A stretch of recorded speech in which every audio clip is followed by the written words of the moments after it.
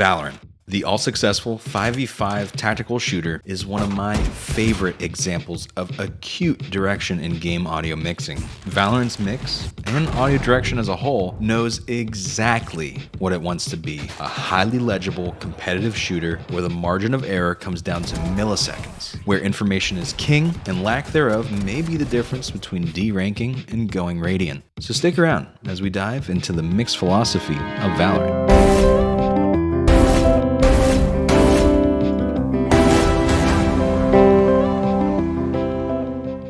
But before we talk about what makes Valorant's mix so successful, we gotta get on the same page about what even is mixing. Simply put, mixing is the art of taking all the ingredients for your dish, per se, be it sound effects, dialogue, plugin effects, etc., and blending them all together to fulfill our core mixing pillars, often thought to be to inform, entertain, and immerse. Depending on the genre of your title, you can prioritize any one of these pillars, or to take this a step further, prioritize different pillars during different phases of gameplay, like focusing on immersion during exploration phases and information during combat phases. It's keen audio direction that lets Valorant lean so deeply into that information pillar. But information pillar this, information that, how do we get there? And what does Valorant do to achieve that information pillar? It all starts in the settings menu. In a world pushing for surround, binaural, and Atmos, Valorant only offers two mix options: stereo and mono.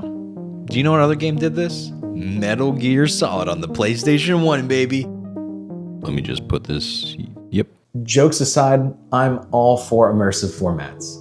But for a game trying to get as many players on the same playing field as possible, stereo is the most accessible right now. Also, from a development perspective, less time on immersive formats means more time focusing on perfecting that stereo mix. Not to neglect Valorant's addition of HRTF, added in 2021. HRTF, or Head Related Transfer Function, is basically a gentle form of surround sound. It's a 3D audio system that uses phasing to offset audio signals to create a more accurate surround positioning, helping you distinguish what is in front of you and what is behind you. In Valorant's case, HRTF is only mainly applied to footsteps and reload sounds, the things we really need to pinpoint accurately in space.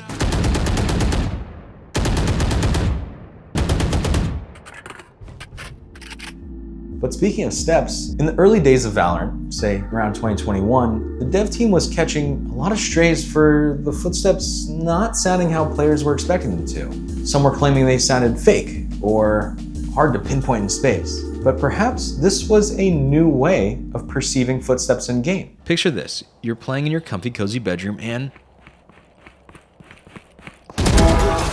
an enemy runs up on you, and you quickly react and take the kill.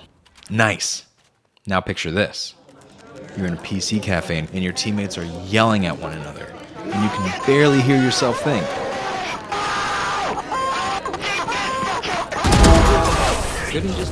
Because this game is played everywhere from a quiet bedroom to some of the biggest esports arenas, an exaggeration of opponent information can help cut through the noise of everything else. Since Valorant uses Wise as its middleware of choice, the secret sauce lies in the RTPC curves of our footsteps. What I'm about to show you is a very boilerplate overview of how footstep systems work in games, but a normal RTPC curve may look and sound something like this. Very similar to real life, where if someone walks away from you, it's quite a linear curve. But if I had to make a blind three-pointer here, I would say Valorant's RTPC curve looks a little more like this, with the distance roll-off taking a slower curve and a violently sharp drop-off. This drop-off correlates to that big opaque circle that follows your player icon on the minimap when walking.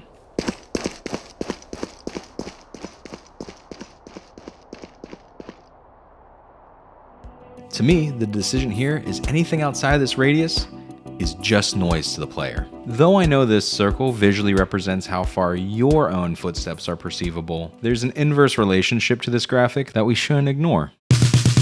Let's not neglect our immersion pillar. Valorant audio team made sure not to. There's always brief bits of storytelling and world building going on during the buy phase. Let me show you one of my favorite examples of this.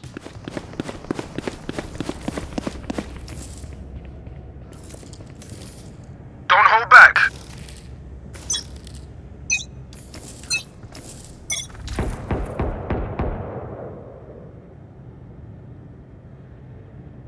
Am I nerding out over the dripping buckets on Corrode's A site?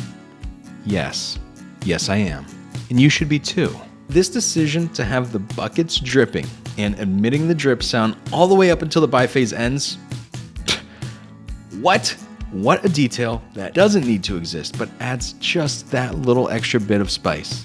It immediately calls at the end of the buy phase as to not subtract from mix clarity and add unnecessary noise during gameplay. Now that I've pointed this out, you might notice this pre-round world building all over the Valorant maps.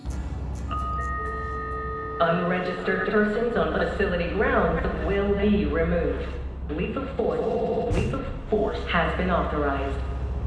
We're going to lean a little into the sound design world because I think it's important to see how the design team utilizes the entire frequency spectrum, especially at the high end, in their design. Take a look at this EQ as we watch this gunfight.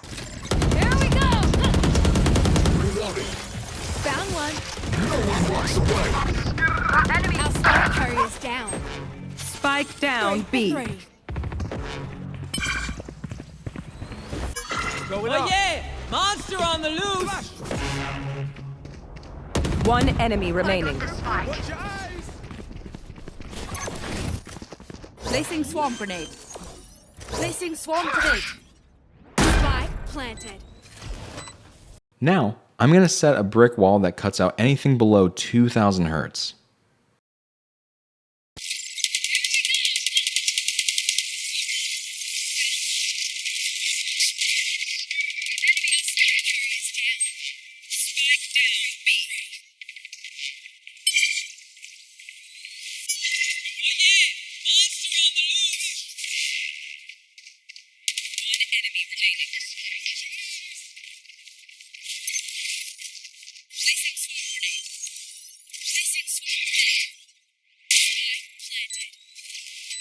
What did you notice?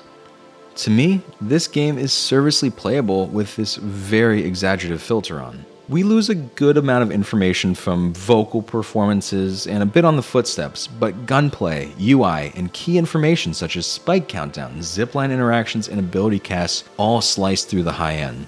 This design is not unintentional. Think about what sounds cut through a noisy environment more. It's not going to be your low, sweeping bass tones. It's going to be your high frequency, fast attack sounds. Also, think about the monitors or headphones that players could be playing on across the entire player base around the world. Cheap speakers and headphones tend to have a bias towards high end, often losing information in lows, meaning that anyone on any system in any sonic environment has generally the same access to audible information than any other player has, assuming their volume knob is turned up.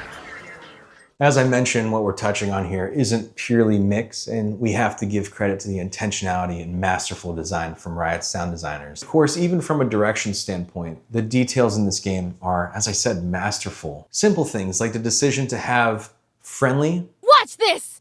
and enemy Get out of my way!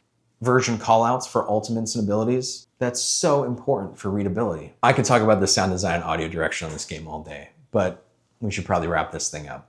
Hopefully, this was a fun look at my take on Valorant's mix philosophy.